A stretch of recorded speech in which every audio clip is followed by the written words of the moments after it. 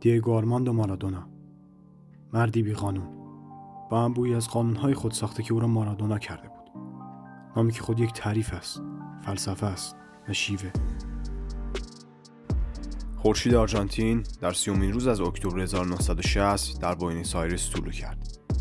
وقتی 8 ساله بود، با انجام حرکات نمایشی با توپ در اماکن عمومی سعی می‌کرد با جمع‌آوری مقداری پول به خانواده فقیرش کمک کنه. مارادونا که درخشش خودش را از جوانی در تیم بوکا جونیورز شروع کرده بود، با انتقالی رکوردشکن به بارسلونا پیوست و به گرانترین بازیکن تاریخ بارسلونا و لالیگا تبدیل شد.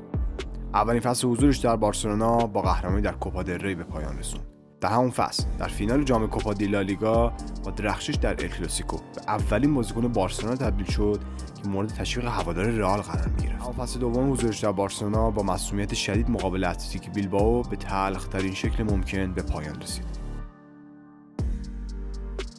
فینال کوپا دل ری سال 84 و تقابل دوباره پسر آرژانتین مقابل اتلتیک بیلبائو باز هم جنجالی به پایان رسید.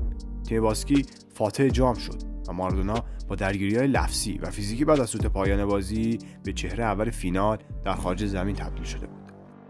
قطار مارادونا با بارسلونا به ایستگاه آخر خودش رسید و عجوبه آرژانتینی آماده فرمانروایی در ناپول ایتالیا شد تا به یکی از بزرگترین و تاثیرگذارترین بازیکنان تاریخ باشگاه ناپولی تبدیل بشه. مارادونا برای دومین بار با انتقال رکوردشکن به گرانترین بازیکن تاریخ ناپولی و ایتالیا تبدیل شده بود. شهر ناپول که بیشتر جمعیتش رو از مردمی فقیرنشین تشکیل میدادند، با انتقال اسطوره آرژانتینی با مبلغ 7 میلیون یورو موافقت کرد و در نهایت با معرفی 75,000 نفری در ورزشگاه سان پائولو به استقبال دیگو رفتند. مارادونا روز اولش در ناپول گفت: میخوام الگوی کودکان فقیر ناپولی باشم، چون اونا مثل کودکی من در بوئنوس آیرس زندگی میکنن. عملکرد بی‌نظیر مارادونا در ناپولی تحسین بسیاری از بازیکنان و مربیان بزرگ جهان رو در بر داشت. مردم شهر ناپول معتقد بودن که دیگو با قلبش برای تیمشون بازی میکنه. ستاره‌ای که مثل خودشون با فقر زندگی کرده بود و با هر گلی که به ثمر میرسون با غروری مثال زدنی به لوگوی باشگاه ناپولی بوسه میزد. سال 87 بود که برای اولین بار ناپولی رو به قهرمانی در سطح اول فوتبال ایتالیا رسوند. قبل از اون ناپولی هیچ وقت قهرمان اسکودتو نشده بود. این کارو 2 سال بعدم تکرار کرد. سال 88 با اختلاف زیاد نسبت به بقیه رقبا آقای گل لیگ شد. با ضربه آزاد زیبایی که به کنج دروازه یوونتوس فرستاد و بعد از 12 سال ناپولی رو مقابل بیانکونری پیروز کرد و این برد انقدر با ارزش بود که باعث از هوش رفتن 5 تن از هوادار ناپولی در ورزشگاه شد. در لیگ اروپا مقابل اشتوتگارت در سال 89 که تاکنون تنها قهرمانی اروپایی ناپولی به شمار میره، هرگز از اذهان هوادار ناپولی پاک نخواهد شد. وقتی ازش پرسیدن که چرا به ناپولی رفته، این گونه پاسخ داد: احساس کردم عاشق من هستن. ناپول شهر دیوونه کننده ایه و منم با قلبی آکنده از عشق به اونجا رفتم. نوبت به جام جهانی 86 رسیده بود.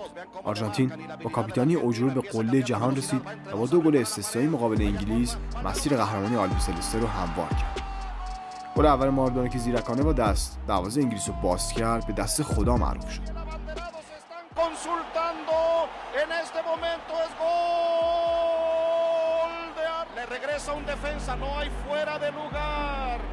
بعد از پیمونه 60 متر و گره زدن بازیکن انگلیس از وسط زمین و دریبل کردن دروازه‌بان، گل دومش رو به ثمر رسوند که در نظرسنجی فیفا به عنوان گل قرن اعلام شد. مارادونا در 4 دوره حضور در جام جهانی موفق به کسب قهرمانی در سال 86 و نایب قهرمانی در سال 1990 همراه با آلبیسلسته شد. قهرمان با استقبال پرشور به ناپول برگشت تا فصل جدید با قدرت شروع کنه، اما به یکباره شهر به هم ریخت. در پایان یکی از بازی‌های لیگ اعلام شد که آثار مصرف کوکائین در بدن اون پیدا شده و فیفا اون رو به مدت 15 ماه از حضور در زمین فوتبال محروم کرد. مارادونا که به خاطر مشارکت با یکی از شبکه‌های بزرگ مافیای مواد مخدر در شهر ناپول به بوئنوس آیرس پناه برده بود، با دستگیری پلیس آرژانتین همراه شد و دیگه نمیتونست به ناپول برگرده. اما اسم اون در قلب‌ها، خاطراتش در اذهان، عکسای اون در دیوارهای ناپول نقش بسته بود. باشگاه برای همیشه شماره 10 رو بایگانی کرده بود تا نام و خاطره بهترین گلزن تاریخ باشگاه رو برای همیشه زنده نگه داره. پس از گذشت دوران محرومیت به سویا رفت و بعد از مدت کوتاهی راهی تیمی در آرژانتین شد. در آستانه جام جهانی 1994 تصمیم به خداحافظی از دنیای فوتبال گرفت که با اصرار آلفیو باسیله سرمربی وقت آرژانتین منصرف شد. و آلبیسلسته رو در جام جهانی 94 همراهی کرد. اما در پایان بازی مقابل نیجریه تست دوپینگ اون مثبت اعلام شد و سرتاسر آرژانتین رو به شوک فرو برد. فیفا اون رو به مدت 2 سال از انجام هر گونه فعالیت ورزشی محروم کرد تا دیگو برای همیشه رهبری آرژانتین رو در داخل زمین فراموشی بسپاره. در نوامبر 2008 بار دیگه به آرژانتین برگشت، اما این بار در کسوت سرمربی. در جام جهانی 2010 با در اختیار داشتن کلکسیونی از بازیکن‌های آماده از گردن رقابت‌ها کنار رفت تا رویای قهرمانی با آرژانتین در کسوت مربی بر باد بره. پس از جام جهانی با وجود حمایت بیشمار مردمی از سرمربیگری برکنار شد. سال 2010 فیفا لیستی از بهترین و تاثیرگذارترین بازیکنان تاریخ جام جهانی منتشر کرد که در رأس لیست اسم مارادونا به چشم می‌خورد.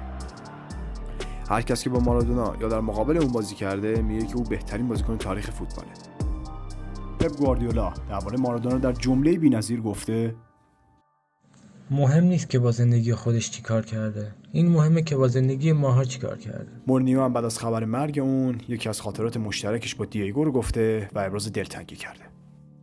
دیگو میدونست که من بعد از پیروزی‌ها به تماس تلفنی نیاز ندارم، اما این رو هم میدونست که در لحظات سخت چجوری به من دلداری و امید بده. هر وقت مشکلی داشتم و تیمم میباخت، اون تماس میگرفت و میگفت فراموش نکن که تو بهترینی. دلم براش تنگ میشه. رومینیگه درباره سوالی که درباره مارادونا ازش پرسیدن گفت: اون بازیکن فوق‌العاده‌ایه. ناب شهر مشهور و ثروتمندی نبود، ولی وقتی که مارادونا به اونجا رفت احساسات مردم رو تغییر داد. دوست صمیمی این اسطوره آرژانتینی اظهار نظر قشنگی دربارش داره. دیگو هیچی شبیه ستاره‌ها نبود، بیشتر شبیه خود ما بود. یه پسر سرکش اما عاشق که دیوونه‌وار فوتبال بازی می‌کرد. گری لینکر، آقای گل جام جهانی 86 و مجری شبکه BBC درباره دیگو میگه: وقتی دیگو گل دوم رو به ثمر رسوند، حتی من هم می‌خواستم تشویقش کنم. قبلا هیچ وقت چنین حسی در مورد هیچ بازیکنی سراغ من نیامده بود. نه تنها به این دلیل که این دیدار مهم بود، بلکه به ثمر رسوندن چنین گل زیبایی غیر ممکن بود.